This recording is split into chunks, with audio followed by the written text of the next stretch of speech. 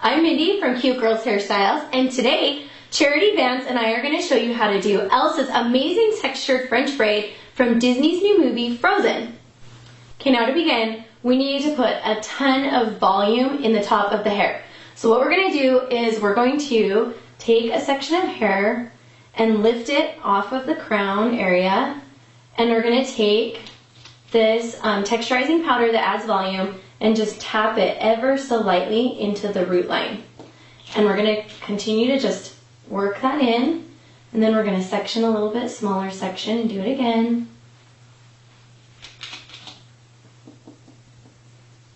And I don't know why this works, but it does. It's like the magic powder that just makes all this volume.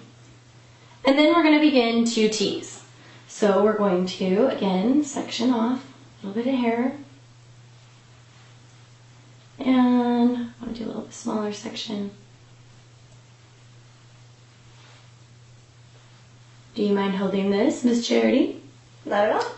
And we're just going to begin back combing. Now you can back comb as little or as much as you like, but in the pictures she does have a ton of movement in her hair and some really soft curl and some serious volume. And so we're going to try to get some really good volume in Charity's hair.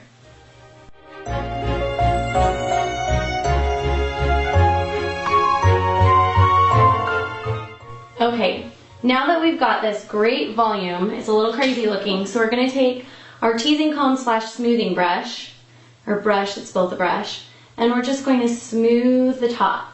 So now this takes all of those little teased pieces and just like lays them ever so flat and soft so that they don't look too crinkly and crazy. And remember not to push too hard because you're just trying to get the very, very top layer of hair smoothed down. Okay, and we are ready to begin the actual style.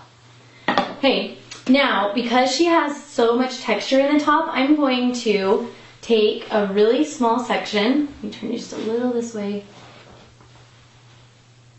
And I'm going to just pick up the top layer, but I'm going to give the hair just like a twist and a half maybe before I hang on to it too tight. Just because I want to give a little bit of a feel for movement in the hair and waves. And then I'm going to go to like the next little piece next to it, do the same thing, just add a little twist and kind of hold it in the same hand like this. I'm going to do one more. And you want it really volumized still, so don't pull the twist down too tight. And we can go back and loosen them in just a minute. Now I'm going to switch. I did 3 on the right side, and now I'm going to do the same thing on the left side. And I'm going to be twisting both sides towards the middle of the head. That's going to help us later to hide, because we don't want an obvious middle part. So picking up a second section on the left side and giving a twist.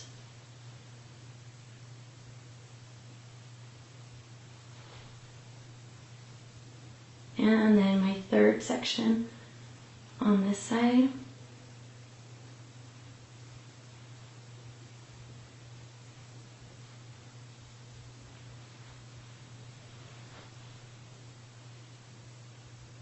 Okay, now we're going to bobby pin it just in the back by crossing a couple bobby pins.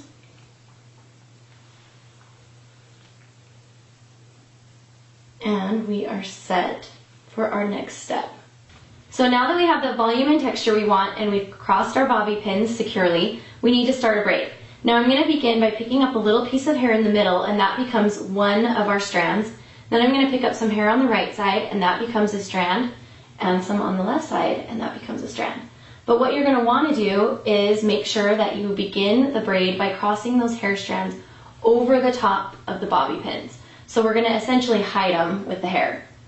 And then you're just going to continue like a normal French braid down the back of the head, and you want loose sides. So don't pull too tight as you go, And if bobby pins start showing, we can hide them again later. And continue a French braid down.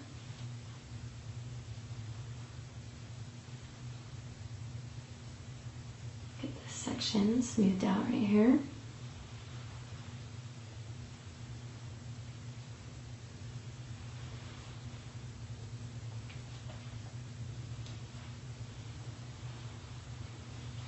We're going to gather all the hair in, and we're just going to finish it off with a normal 3-strand braid when we run out of hair at the bottom. Again, don't do it very tight because you want it to look loose. And we're actually going to pancake the bottom when we're finished with the braid.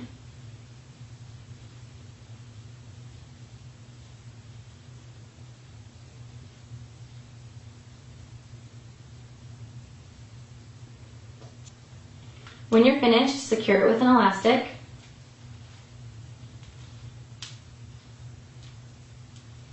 Pancake this a little bit. Fluff it a little more. See how big and full we made that look? And then I'm just going to work my way up, loosening the whole braid. And pulling, just softening everything up, especially the sides. I want those to be really soft.